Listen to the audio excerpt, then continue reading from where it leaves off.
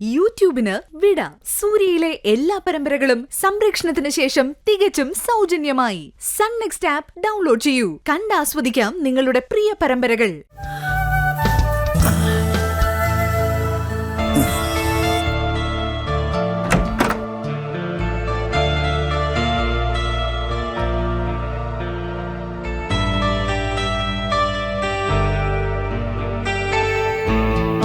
അവിടെ ഇരിക്കാച്ച.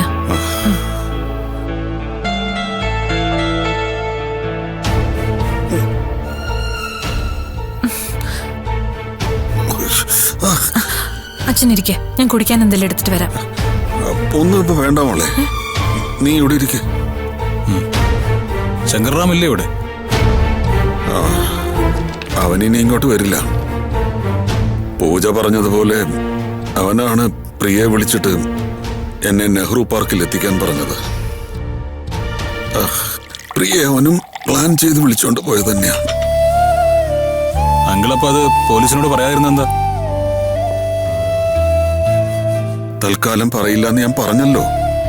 ഇനി അത് തന്നെ ചോദിക്കണം അർജുൻ. അല്ല, വേണ്ട ചേട്ടാ, അച്ഛന് സങ്കടം വരുത്തുന്ന ഒരു കാര്യവും നമ്മളിപ്പോ ചോദിക്കണ്ട. എല്ലാം കഴിഞ്ഞൊരു സമയത്ത്, അമ്മയടക്കം പുറത്തിറങ്ങി സ്വസ്ഥാവുന്ന സമയത്ത് അച്ഛന് പറയാൻ തോന്നെങ്കിൽ പറയട്ടെ. നീ പറഞ്ഞതാണ് മോളെ ശരി. എനിക്ക് ആദ്യം അതെല്ലാം സംസാരിക്കേണ്ടത് നിന്റെ അമ്മയോടാ.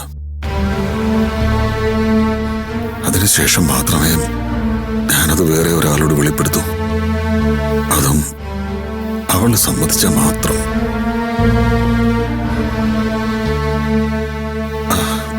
അവളെ പുറത്തിറക്കാനുള്ള കാര്യത്തിലേക്ക് നമുക്ക് ആദ്യം പോകാം അർജുൻ. ആന്റിയുടെ ചികിത്സയുടെ ഒരു കോഴ്സ് കൂടെ തീരാനുണ്ട്. അത് കഴിയുന്നതോടെ സൂര്യപ്രഭയെന്ന് നേരിട്ട് കോടതി അറിയിക്കും. ഇപ്പോഴും എല്ലാ ആഴ്ചയും റിപ്പോർട്ട് പോകുന്നുണ്ട്. ചികിത്സ തീരുന്നു എന്ന് കോടതി അറിയിച്ച ഉടനെ നോട്ടീസ് അയക്കും.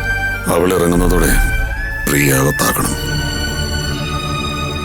എന്നെ ഇത്രയും വിഡ്ഢിയാക്കിയ അവള് ഇനി ഒരു നിമിഷം പോലും പുറത്തു കഴിയാൻ പാടില്ല. അവൾക്കെതിരെ സമാഹരിക്കാൻ പറ്റുന്ന മുഴുവൻ തെളിവുകളും നീ സമാഹരിക്കണം. തീർച്ചയായിട്ടും. ഇനി അഥവാ നമ്മുടെ പക്കലുള്ള തെളിവുകൾ പോരാതെ വന്നാ നമുക്ക് പഴയ DNA ടെസ്റ്റ് ഒരിക്കൽ കൂടി നമുക്ക് കോടതിയോട് ആവശ്യപ്പെടാം. ഒപ്പം ആന്റിയും ചേർക്കാം. അതോടെ അവളുടെ മുഴുവൻ കള്ളത്തിലും പുറത്താവും.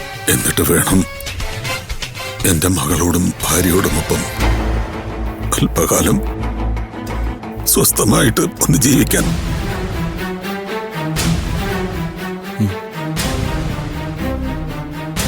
പക്ഷെ അച്ഛാ, അമ്മേനെ ഒരിക്കലും. പൂജ, എന്താ മോളെ? അവള് എന്നോടൊപ്പം താമസിക്കില്ല എന്ന് പറഞ്ഞു. അച്ഛാ, അത് അമ്മയോട് ഞങ്ങൾ സംസാരിച്ചപ്പോ സൂര്യപ്രഭ വിട്ടിനി. ഞാൻ സംശയിച്ചു.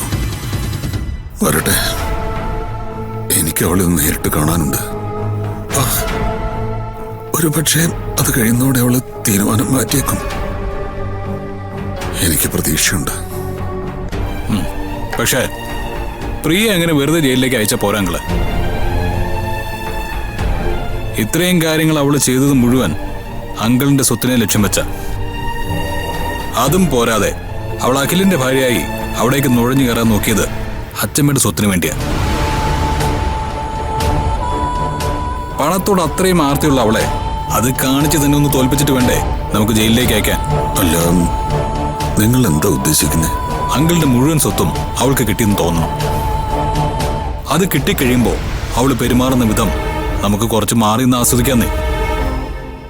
അവസാന നിമിഷം അവള് വെറും കോമാളിയായി പോയെന്ന് നമ്മുടെ മുന്നിൽ തന്നെ അവളെ മനസ്സിലാക്കി കൊടുക്കുന്നതിനേക്കാൾ എന്ത് വലിയ പ്രതികാരം അങ്കിളെ അവളോട് നമുക്ക് ചെയ്യാനുള്ളത്? അതെ അച്ഛാ, ഇത്രയും നാള് ചെയ്തു കൂട്ടിയ എല്ലാ കാര്യങ്ങളും വെറുതെ ആയിപ്പോയെന്ന് അവക്ക് ബോധ്യം വരണം. വെറും കൈയോടെ സ്വത്തോ പണോ ഉറ്റവരോ ബന്ധുക്കളോ സുഹൃത്തുക്കളോ ആരും ഇല്ലാതെ ജയിലിലേക്ക് പോണ അവള്. എന്ത് ചെയ്യുകയാണെങ്കിലും പഴുതടച്ച് ചെയ്യണം. അവളെ നിങ്ങളങ്ങനെ അണ്ടർ എസ്റ്റിമേറ്റ് ചെയ്തുകൂടാ. ഒരു ചെറിയ സംശയം തോന്നിയാൽ മതി, അവളത് മണത്തറിയും. അതറിയാം. അതുകൊണ്ട് കാര്യങ്ങൾ പ്ലാൻ ചെയ്യുന്നതിൽ മാത്രമേ ഞങ്ങൾക്ക് പങ്കുള്ളൂ. ഭംഗിയായി നടപ്പിലാക്കേണ്ടത് അങ്കിളാ. അല്ല, ഞാൻ എന്ത് ചെയ്യണമെന്നാണ് നിങ്ങൾ ഈ പറയുന്നത്? അവളെ തന്നെ മകളായിട്ട് അംഗീകരിക്കണം. അത് ശരി. പക്ഷേ ഇനി അവളത് സംശയമില്ലാതെ സ്വീകരിക്കുമോ? അതെന്താ അങ്കിള് അങ്ങനെ പറഞ്ഞത്? അന്ന് നെഹ്റു പാർക്കിൽ വെച്ച് അങ്കിൾ എന്തെങ്കിലും അവളെ പറ്റി ആരോടെങ്കിലും പറഞ്ഞിരുന്നോ? അതോ അങ്കിളിനോട് ആരെങ്കിലും തിരിച്ചു പറഞ്ഞോ? അച്ഛൻ ഞങ്ങളെ ഒളിക്കുന്ന എന്താന്ന് ഞങ്ങൾക്കറിയില്ല. അത് പറയണമെന്ന് ഞങ്ങൾ പറയില്ല. പക്ഷെ പ്രിയയുമായി ബന്ധപ്പെട്ട കാര്യങ്ങൾ എന്തെങ്കിലും അച്ഛൻ അറിഞ്ഞിട്ടുണ്ടെങ്കിൽ അത് പറഞ്ഞൂടെ? അതെ, അവിടെ വെച്ച് സംഭവിച്ച കാര്യങ്ങളൊന്നും ഞാനിനി നിങ്ങളിൽ നിന്ന് ഒളിച്ചു വെക്കുന്നില്ല.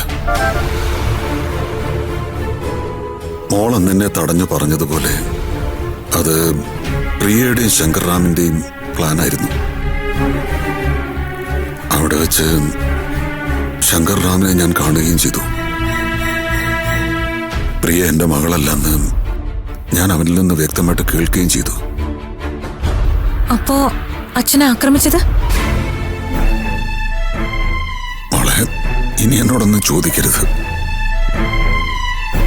ഇനിയുള്ള കാലമെങ്കിലും നിങ്ങൾ എന്നോടൊപ്പം ഉണ്ടാവണമെന്നുള്ള ആഗ്രഹം കൊണ്ടാ മോളെ. മനസ്സിലായി. അങ്കിള് ടെൻഷൻ ആവണ്ട. ഇനിയൊന്നും അങ്കിള് ഞങ്ങളോട് പറയുകയും വേണ്ട. പക്ഷേ പ്രിയയുടെ അടുക്കൽ അങ്കിള് വിശ്വാസം വീണ്ടെടുക്കുന്ന മട്ടിൽ സംസാരിക്കണം. അതിന് ഒറ്റ വഴിയുള്ളൂ. പ്രിയയും ശങ്കർറാമും ഒരു കോമൺ ലക്ഷ്യത്തിന് വേണ്ടി ഒരുമിച്ചവർ മാത്രമാണ്. അവരെ തമ്മിൽ തെറ്റിക്കുക. പ്രിയയെ ഒതുക്കി സ്വത്തുക്കൾ മുഴുവൻ സ്വന്തമാക്കാനാണ് ശങ്കർറാം ശ്രമിക്കുന്നതെന്ന് അവൾക്ക് തോന്നണം. ആ വഴി ഓപ്പറേറ്റ് ചെയ്താൽ ഉറപ്പായും പ്രിയ നമ്മുടെ വലയിൽ കുടുങ്ങും.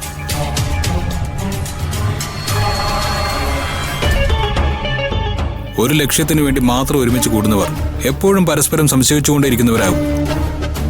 അത് മുതലെടുത്ത് നമുക്ക് മുന്നേറാം. എന്ത് ചെയ്യണമെന്ന് ഞാൻ പറയാം. അങ്കിള് കൂടെ നിന്നാ മാത്രം മതി.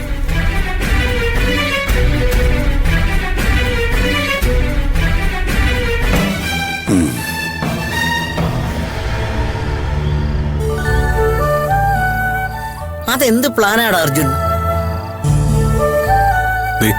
കാര്യം വളരെ രഹസ്യമായിട്ടിരിക്കണം. നമ്മൾ ഇങ്ങനെ ഒന്ന് ലക്ഷ്യമിട്ടിട്ടാണ് ഇതൊക്കെ ചെയ്യുന്നതെന്ന് മനസ്സിലായാൽ അറിയാലോ, അവളും അതനുസരിച്ച് പെരുമാറൂ. അത് ശരിയാ. ഇപ്പൊ തന്നെ നമ്മൾ അവളെ മനഃപൂർവ്വം സ്നേഹം കാണിച്ച് ശിക്ഷിക്കുകയാണോന്ന് അവൾക്ക് സംശയം തോന്നാൻ ഇടയുണ്ട്. ശരിയാ, ഞാനന്ന് അങ്ങനെ തല്ലാണ്ടായിരുന്നു. പക്ഷെ അച്ഛനോട് ചെയ്ത ഓർത്തപ്പോ എന്റെ പിടി വിട്ടുപോയി. ആ, അത് അവൾക്ക് മനസ്സിലാവും. പക്ഷേ അതിനേക്കാളും എനിക്ക് സംശയമുണ്ടല്ലോ, മധുവാന്റെ അവളുടെ കവിള് തടിച്ചത് മനഃപൂർവ്വമാണെന്ന് അവൾക്ക് തോന്നിയിട്ടുണ്ടാവുമെന്നാ. ഏയ്, അക്കാര്യത്തിൽ സംശയമൊന്നും വേണ്ട. അതിനുശേഷം 2-3 തവണയായി ഞാൻ അവളോട് സംസാരിക്കുകയും നിങ്ങൾക്കൊക്കെ എതിരെ പരമാവധി വിഷം കുത്തിവെക്കുകയും ചെയ്തിട്ടുണ്ട്. അതൊക്കെ അവൾ വിശ്വസിച്ചിട്ടുമുണ്ട്. അത് ശരിയാ. ദേഷ്യം കൊണ്ട് ചെയ്ത അതേ പണി തന്നെയാ നീ സ്നേഹിച്ചിരുന്നപ്പോഴും ചെയ്തിരുന്നല്ലേ? എന്ത്? മറ്റുള്ളവരെ പറ്റി വിഷം കുത്തിവെക്കുക. അമ്മേ, ഇങ്ങനെ കുത്തി നോക്കരുതേ. നിങ്ങൾ കാര്യത്തിലേക്ക് വാ. നീ പറ മോനെ. പ്രിയ എങ്ങനെയെങ്കിലും അങ്കിളിന്റെ അടുത്തേക്ക് നമ്മൾ പറഞ്ഞയക്കണം.